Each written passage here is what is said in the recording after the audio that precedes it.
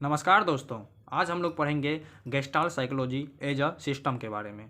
तो gestalt psychology as a system को पढ़ने से पहले आपको गेस्टाल्ट साइकोलॉजी जिसके द्वारा प्रपोज्ड किया गया था वो तीन साइकोलॉजिस्ट कर्ट कॉफका, मैक्स वर्दाइमर और वुल्फगैंग कोहलर, इन तीनों का लाइफ स्केच हमने अपने यूट्यूब चैनल पे पहले ही अपलोड कर दिया है। तो आप इसी चैनल पे वो लाइफ स्केच पहले जाके देखें, उसके बाद gestalt psychology as a system आपको अच्छे से समझ में आएगा। उसके बाद तो चलिए आज का लेक्चर शुरू करते हैं। तो gestalt psychology as a system, उनमें सबसे पहला जो होता है वो होता है definition and methods of psychology according to gestalt psychology. उसके बाद पोस्टुलेट्स, उसके बाद तीसरा नंबर है mind body problem. Mind body problem के बाद हम लोग पढ़ेंगे nature of data. Nature of data के बाद हम लोग पढ़ेंगे प्रिंसिपल ऑफ सिलेक्शन, और प्रिंसिपल ऑफ सिलेक्शन के बाद हम लोग पढ़ेंगे प्रिंसिपल ऑफ कनेक्शन। तो इन 6 चीज़ों को हम लोग बारी बारी से और बेहद ही बढ़िया तरीके से पढ़ेंगे। तो चलिए शुरू करते हैं। पहला, definition and methods of psychology. इसका मतलब ये हुआ कि गेस्टाल्ट साइकोलॉजिस्ट के द्वारा ये साइकोलॉजी का क्या डेफिनेशन दिया गया। तो definition according to gestalt psychologist, psychology is the study of immediate experiences. ये जो है immediate experience like memory, thinking, उसके बाद ऑब्जर्वेशन, लर्निंग, ये सारा जो इस सारे चीज़ों का स्टडी ही अकॉर्डिंग टू गेस्टाल्ट साइकोलॉजी क्या कहलाता है, साइकोलॉजी कहलाता है। उसके बाद में जो लेटर गेस्टाल्टिस्ट आए, उन्होंने इस स्टडी में, इस डेफिनेशन में बिहेवियर को भी जोड़ा। तो बाद में इसका जो डेफिनेशन हो गया, और आजकल जो हम लोग गेस्टाल्ट साइकोलॉजी का डेफिनेशन पढ़ते हैं वो पढ़ते हैं कि psychology is the study of immediate experiences and behaviour. तो ये बाद में जोड़ा गया, इन्होंने बिहेवियर को बाद में अपने डेफिनेशन में जोड़ा। उसके बाद मेथड्स में ये लोग गेस्टाल्ट साइकोलॉजिस्ट जो हैं उनके द्वारा 2 मेथड को एक्सेप्ट किया गया। पहला एक्सपेरिमेंट मेथड और दूसरा इंट्रोस्पेक्शन मेथड, जो कि स्ट्रक्चरलिज्म के द्वारा भी इन्हीं मेथड को भी अपनाया गया था। लेकिन ये एक्सपेरिमेंट और इंट्रोस्पेक्शन, स्ट्रक्चरलिज्म के एक्सपेरिमेंट और इंट्रोस्पेक्शन में इस मामले में भिन्न है, इस मामले में डिफरेंट है कि जो इंट्रोस्पेक्शन में टीचर बोले थे कि जो इंट्रोस्पेक्शन करने वाला होगा वो फुल वेल ट्रेंड होना चाहिए, तो गेस्टाल्ट साइकोलॉजिस्ट ऐसा नहीं मानते हैं। तो इस मामले में ये उससे डिफरेंट हो जाते हैं। अब ना हम लोग अगला टॉपिक पढ़ेंगे, नंबर 2 पढ़ेंगे, वो है पोस्टुलेट्स। पोस्टुलेट्स को इन्होंने 2 पार्ट में बांट दिया। पहला प्राइमरी पोस्टुलेट्स और दूसरा सेकेंडरी पोस्टुलेट्स। प्राइमरी पोस्टुलेट्स में क्या आता है, इसमें आता है whole part psychology. Whole part psychology जो है, आप इनको ध्यान याद रखिएगा।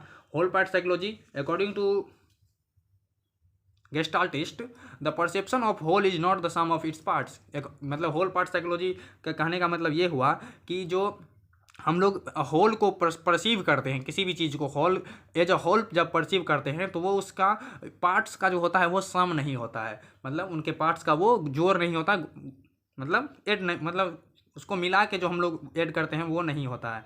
उसके बाद दूसरा है सेकेंडरी पोस्टुलेट्स। सेकेंडरी पोस्टुलेट्स में 3 मेन प्रिंसिपल दिया गया है, जिसका नाम है प्रिंसिपल ऑफ आइसोमॉर्फिज्म। ये सेकेंडरी पोस्टुलेट्स का क्या है, एक पार्ट्स है। उसके बाद प्रिंसिपल ऑफ परसेप्चुअल ऑर्गेनाइजेशन, और तीसरा अनकंटिन्यूटी व्यू ऑफ लर्निंग। तो ये सारा किस में आ जाएगा, सेकेंडरी पोस्टुलेट्स में। उसके बाद चलिए नेक्स्ट पेज पे चलते हैं।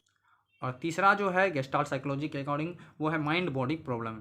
तो माइंड बॉडी प्रॉब्लम में को इन्होंने प्रिंसिपल ऑफ आइसोमॉर्फिज्म को ही माइंड बॉडी प्रॉब्लम माना है। और पैरेललिज्म के तरफ ये जो है इंडिकेट करते हैं। पैरेललिज्म क्या होता है, parallelism according to gestalt psychologist, parallelism जो है इसको ये पॉइंट टू पॉइंट रिलेट करता है, किसके बीच, मेंटल फील्ड और ब्रेन फील्ड के बीच में जो पॉइंट टू पॉइंट रिलेशन होता है वो होता है parallelism according to gestalt psychology.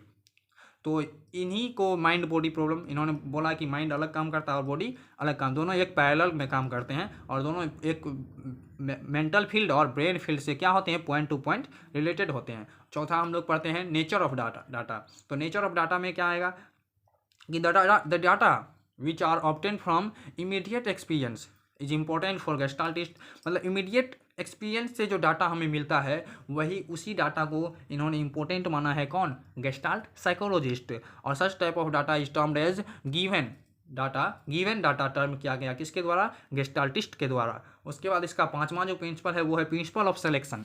Principal of selection में ये लोग बोलते हैं कि हम लोग 2 क्वेश्चन है इसमें मेन, कि हम लोग फिगर को जब परसीव करते हैं तो वो किसी फील्ड का एक पार्ट होता है, किसी एक फील्ड के एक पार्ट को हम लोग क्या कर लेते हैं, एक फिगर के रूप में परसीव कर लेते हैं। और हम लोग बैकग्राउंड को भी किसी फील्ड के एक पार्ट के रूप में बैकग्राउंड को भी परसीव कर लेते हैं। तो ये प्रिंसिपल ऑफ सिलेक्शन में मतलब करते हैं। तो ये पूछें कि हम ऐसा क्यों करते हैं, तो इसका जवाब उन्होंने दिया है।